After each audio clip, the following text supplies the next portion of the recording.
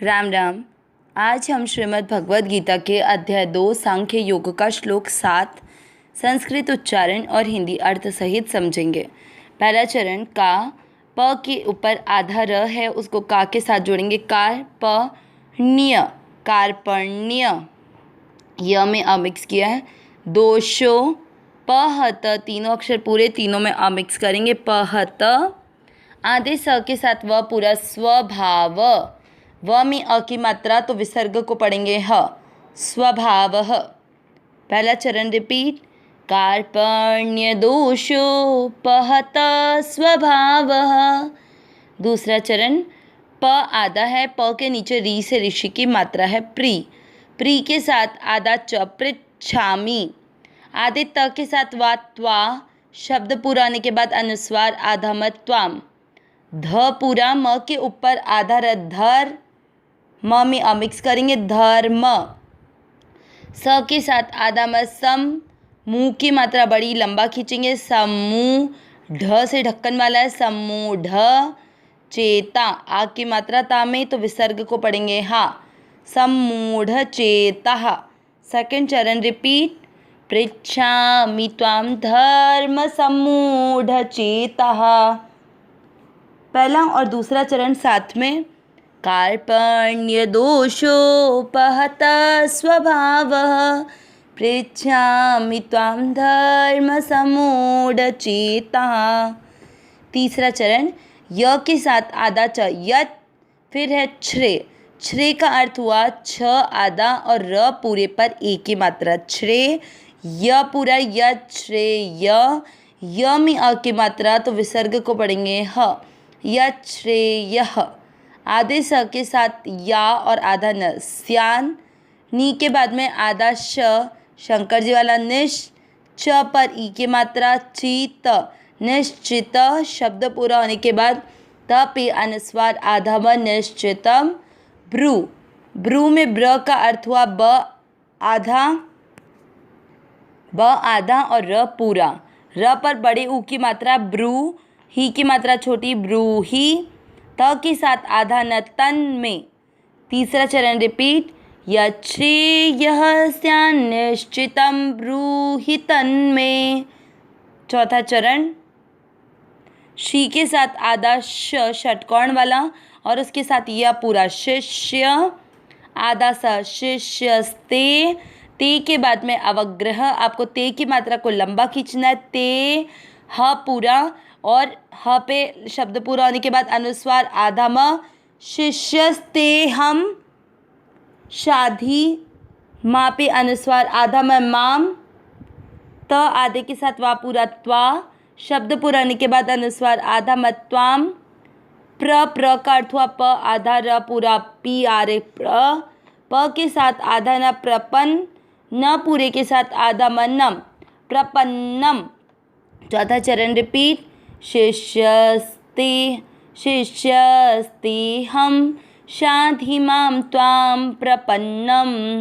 तीसरा और चौथा चरण साथ में। यच्छ्रेयः स्यान्निश्चितं ब्रूहि तन्मे। शिष्यस्ते हम। शाधि माम त्वाम प्रपन्नम। पूरे श्लोक का उच्चारण एक साथ। कार्पण्य दोषोपहत स्वभावः। पृच्छामि त्वां धर्म समूढ़ चेतः।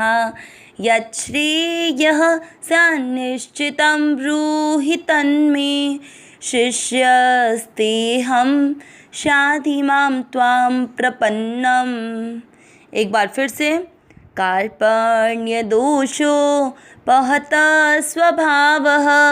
पृच्छामि त्वां धर्म समूढ़ चेतः।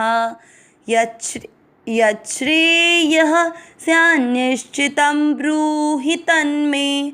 शिष्यस्ते हम। शाधि माम त्वां प्रपन्नम। श्लोक का अर्थ देखते हैं। हमने पिछले श्लोकों में सुना कि अर्जुन ने पहले तो भगवान श्री कृष्ण से कह दिया था कि वे युद्ध नहीं करेंगे, लेकिन जब भगवान ने अर्जुन के इस जो अर्जुन ने निश्चय किया उस निश्चय को गलत साबित करते हुए कहा कि कायरता इस विषम समय पर तुम्हारे में कैसे आई, तुम इस नपुंसकता को कैसे प्राप्त हुए। ये बात सुनकर अर्जुन ने पहले तो कहा कि मैं भीष्म पितामह और द्रोणाचार्य जो मेरे एक पितामह हैं और एक मेरे गुरु हैं, दोनों मेरे द्वारा पूजनीय हैं, उनके साथ युद्ध करके उनके रक्त के सने हुए हाथों से मैं कैसे इन धन विषय भोग को भोगने का संकल्प कर सकता हूँ। फिर वे सोचते हैं कि ऐसा करके मैं भिक्षा का अन्न खाना अधिक श्रेष्ठ समझता हूँ। उसके बाद में अर्जुन फिर भगवान से ये कहते हैं कि मैं ये नहीं समझ पा रहा हूँ कि हमारे लिए युद्ध करना या नहीं करना, इन दोनों में से कौन सा श्रेष्ठ है।